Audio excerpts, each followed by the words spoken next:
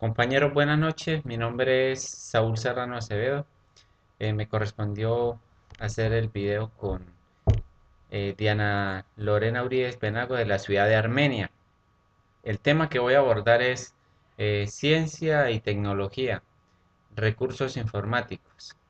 Eh, Concepto de ciencia. Es el conocimiento obtenido mediante la observación de patrones regulares y de razonamientos y de experimentación en ámbitos específicos, a partir de los cuales se generan preguntas, se construyen hipótesis, se deducen principios y se elaboran leyes generales y sistemas organizados por medio de un método científico. Este planteamiento significa que uno hace ciencia mientras investiga, experimenta y realiza actuaciones como por ejemplo cuando uno está organizando un archivo, es decir, uno está realizando un trabajo intelectual. Tecnología es el conjunto de conocimientos que han sido reunidos a través de los estudios científicos para determinar y resolver problemáticas y necesidades de toda la humanidad. La tecnología cada día avanza imparablemente y el ser humano siempre estará ahí presente. Por ejemplo, uno anhela tener lo último del mercado en cuestión de tecnología, llámese celulares, tabletas, ordenadores de última generación. Y eso ocurre porque la tecnología siempre influye en las actuaciones del ser humano, ya sea para resolver necesidades o estar a la moda. Tenemos la transferencia de tecnología, que es un mecanismo de propagación de capacidades normalmente entre países con diferentes niveles de desarrollo. La transferencia puede ser de objetos técnicos y artefactos, como de conocimientos. El objetivo para la transferencia tecnológica es el de impulsar el desarrollo y crecimiento de los diversos sectores de la sociedad mediante el acceso al conocimiento y la experiencia de los grupos de investigación, innovación y desarrollo tecnológico. Puedo concluir que tanto la ciencia como la tecnología han desempeñado un papel fundamental en la vida del ser humano. Es decir, que nosotros crecemos laboral o intelectualmente o profesionalmente con la ayuda de la tecnología. ¿Para qué? Para ser una persona más eficaz, más eficiente en nuestro trabajo y en las diferentes actividades humanas. ¿Qué son recursos informáticos? Los recursos informáticos son las aplicaciones o programas, herramientas, dispositivos, periféricos y capacidades con los que cuenta una computadora. De tal forma que esta computadora pues trabaje normalmente. Un ejemplo de recursos informáticos pueden ser la memoria, la capacidad de almacenamiento e incluso la CPU con la que cuenta una computadora. Eso se puede llamar recurso informático. Un recurso informático puede ser un dispositivo, por ejemplo, una computadora que cuenta con una impresora. Y pues allí ese es un recurso informático porque le va a permitir a uno desarrollar esto, una actividad, por ejemplo, imprimir un documento a través de un escáner, pues escanear documentos. Tenemos redes de computadoras, no solo se utilizan para compartir información, sino que también pueden compartirse recursos informáticos, por ejemplo, al compartir una impresora, donde en una organización uno puede eh, imprimir documentos desde una misma red. ¿Qué es una aplicación? Una aplicación es un programa informático que permite a un usuario utilizar una computadora con un fin específico. Las aplicaciones son parte del software de una computadora y suelen ejecutarse sobre el sistema operativo. tenemos que el sistema operativo es esa aplicación que permite que el computador arranque, que uno tenga una parte visible hacia la pantalla del computador. Es el requerimiento más importante de un computador. Y algunos ejemplos de esa aplicación, pues tenemos internet, tenemos lo del correo, tenemos el paquete de Office, en fin. ¿Para qué sirve un recurso informático? Un recurso informático sirve para extender las funcionalidades y posibilidades de una computadora o sistema informático.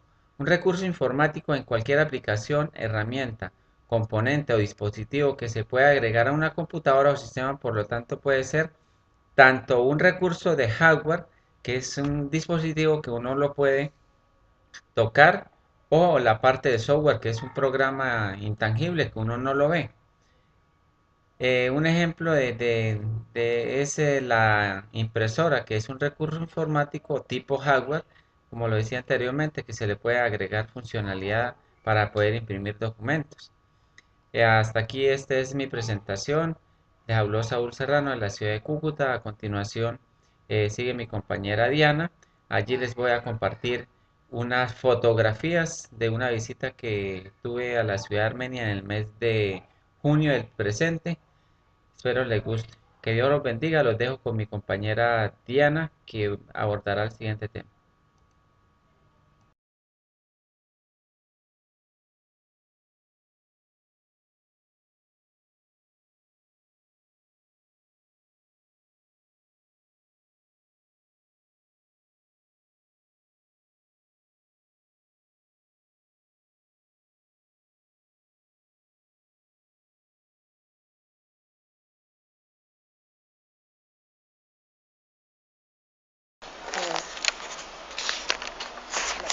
Buenas noches.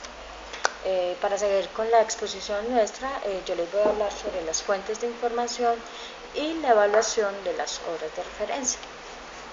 Iniciaré el tema con las fuentes de información. Las fuentes de información son todos los documentos que difunden los conocimientos propios de una área determinada, ya sea educación, salud, arte, humanidades, computación y muchas más. Cada uno de estos documentos dan origen a unas fuentes primarias de información, lo que esto genera que estos mismos documentos den paso a unas fuentes secundarias y terciarias.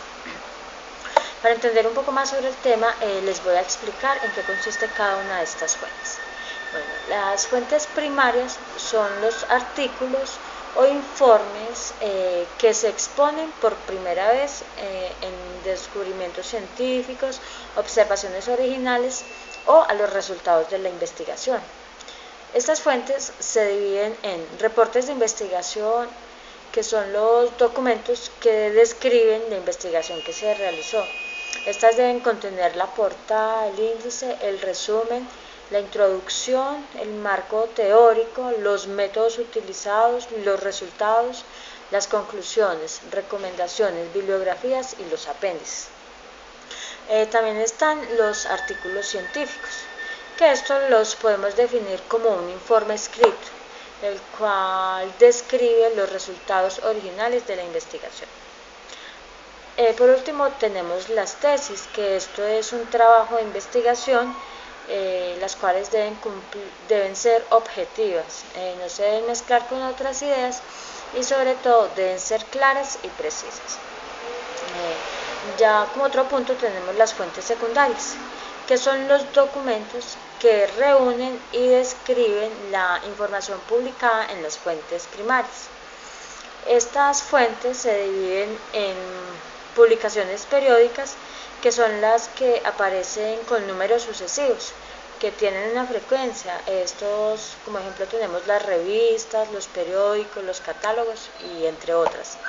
También tenemos las enciclopedias, que estas son unas fuentes multidisciplinarias de información donde se revisa, se resume y se organiza el conocimiento en una forma selectiva.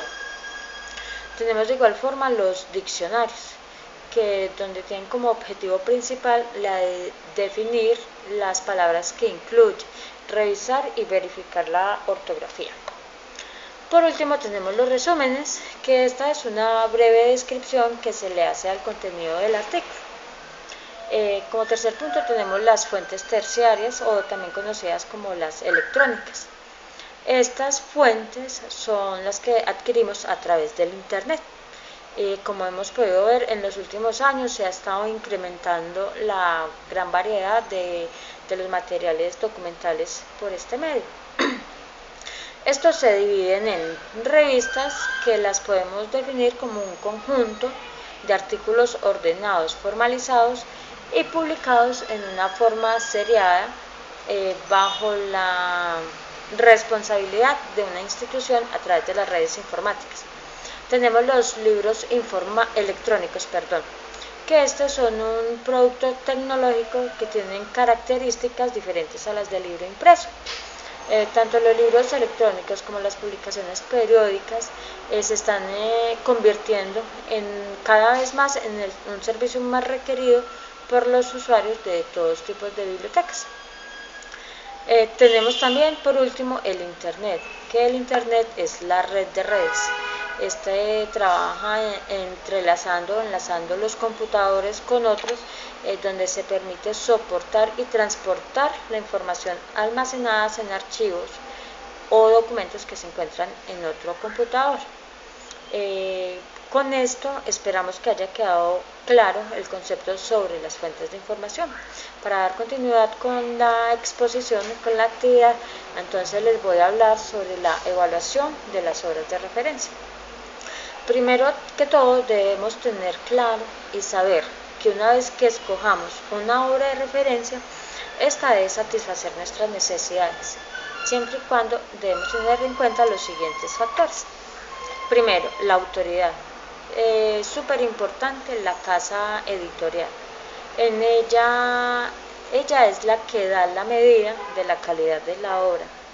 Como segundo tenemos los objetivos, que como todo, la gran mayoría de las obras de referencia incluye una introducción, la cual debe explicar las razones para editar la obra y para qué clase de lectores está destinada.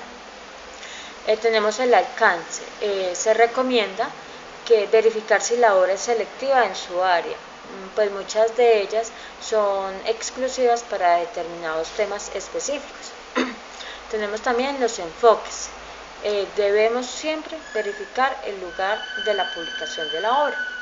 También tenemos la organización de la información, y es de suma importancia que la organización de la obra esté debidamente organizada y ordenada, ya que esto nos va a permitir la fácil ubicación de la información. Como sexto punto tenemos la documentación. Siempre se debe hacer una actualización constante sobre la referencia que se tiene. Como séptimo está la calidad del índice. Este debe ser exhaustivo y fácil de usar. También tenemos la producción editorial de la obra, donde en este punto debemos tener en cuenta características como el tamaño de la obra, la tipografía, las ilustraciones, la calidad de papel. Es siempre importante no dejarnos llevar por la presentación. Es mejor verificar la precisión de la información. Por último, tenemos la actualidad de la información. Es súper importante revisar la introducción para determinar la actualidad de la información. ¿Por qué? Porque no debemos fijarnos en el año de la publicación, ya que una obra de referencia toma muchos años en recolectarse. Entonces esto no nos podemos guiar por esto. Estos puntos que acabo de mencionar también los podemos tener para realizar la evaluación de las obras de referencia. Por último, debemos recordar que para hacer una buena selección en cuanto a las obras de referencia, debemos hacernos preguntas básicas como qué, cuándo, dónde, quién y por qué es que necesitamos estas fuentes de información. Con esto terminamos nuestra actividad. Esperamos que haya quedado claro estos 4 temas que hemos tratado acá, y en una próxima oportunidad. Muchas gracias.